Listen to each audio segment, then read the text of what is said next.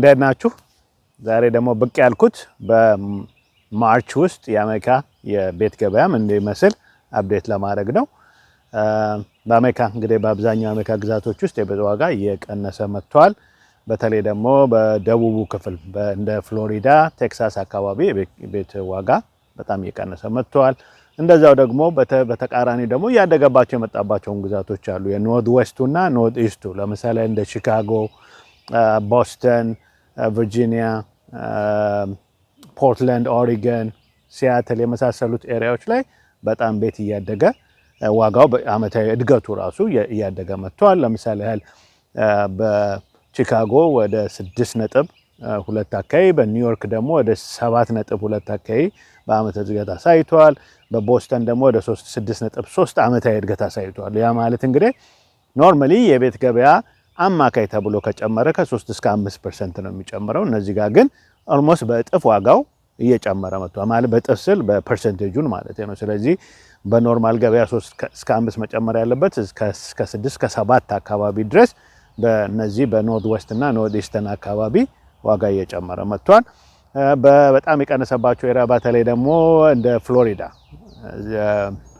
ኬፕ ኮራል፣ ማያሚ አካባቢ ደግሞ በጣም እየቀነሰ መጥቷል እና የቤቱ ብዛትም ቁጥር ራሱ ለ11 ወር ያህል በቂ የሆነ ቤት አለ ይባላል በፍሎሪዳ እና በፍሎሪዳ አካባቢ። እንግዲህ በጣም በአብዛኛው የአሜሪካ ግዛቶች ውስጥ ለ5 ወር የሚሆን ያህል በቂ የቤት ፍጆታ አለ ነው የሚባለው። ያ ማለት ምንድነው? ከ4 እስከ 5 ወራት ያህል በቂ የሆነ ነገር አለ ከተባለ ተመጣጣኝ ነው ማለት ነው። የገዢና የሻጩ ቁጥር ተመጣጣኝ ደርሷል ማለት ነው። ግን በማያሚ አሁን እንዳልነው በፍሎሪዳ አንዳንድ አካባቢዎች ግን ለ11 ወር ያህል ከሆነ ግን በጣም ከበቂ በላይ ነው ማለት ነው። ስለዚህ ከሻጩ ይልቅ ከገዢው ይልቅ ሻጩ ቁጥሩ ጨምሯል ማለት ነው።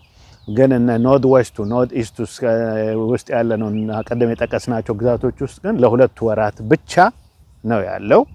እንግዲህ ብዙ ቤቶች ደግሞ ገበያ ላይ በዚህ አመት ከዛሬ አመት ከ2024 ማርች ጋር ሲወዳደር ብዙ ቤቶች ባለፈው አመት ውስጥ ገበያ ላይ ቆዩ የነበሩት 36 ቀን አካባቢ ነበር። አሁን ግን ወደ ከ60 ቀን በላይ መቆየት ጀምሯል። ይሄም የሚያሳየው እንግዲህ በቆዩ ቁጥር ዋጋቸው እየቀነሰ እንደሚመጣ ነው። ግን አሁንም ድረስ ከ100 ቤቶች መካከል 15 ወይንም 15% የሚሆነው ገበያ ላይ ከወጡ ቤቶች መካከል ደግሞ ከገበያ ዋጋ በላይ እየተሸጠ ይገኛል ማለት ነው።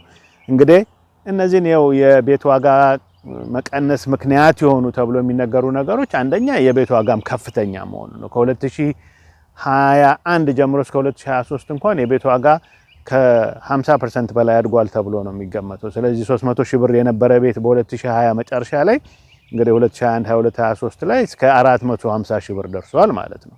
አሁን እንግዲህ ያን ያህል ቀንሷል፣ ያን ያህል አልቀነሰም። ስለዚህ ያ የዋጋ መወደድም ብዙ ገዢዎችን ወደ ገበያ ላይ አልሳባቸውም ማለት ነው። ሁለተኛው ደግሞ የወለዱ ነው። ወለዱም አሁንም በ6.5 በ7 መካከል ነው እየዋዠቀ ያለው፣ በዛች መካከል ነው የሚንቀሳቀሰው።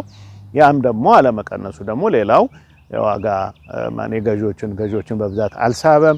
በሶስተኛ ደረጃ የሚጠቀሰው ደግሞ የኢኮኖሚ መዋዠቅ ነው። አሁን የሚታየው ነገር መረጋጋት አለመታየት፣ በጣም በሰራተኞች መካከል በተለይ ደግሞ መንግስት ሰራተኞች ስራ ማጣት፣ የገበያ መወደድ ይመጣል ተብሎ ስለሚገመት በዛ ምክንያት ብዙ ገዢዎች ከገበያ ላይ ወጥተዋል ማለት ነው። እንግዲህ ይሄን ይመስላል። የሚቀጥለውን ወር ደግሞ እንደዛው መጥቼ አፕዴት አደርጋችኋለሁ። አሁን ስላዳመጣችሁኝ አመሰግናለሁ። መልካም ጊዜ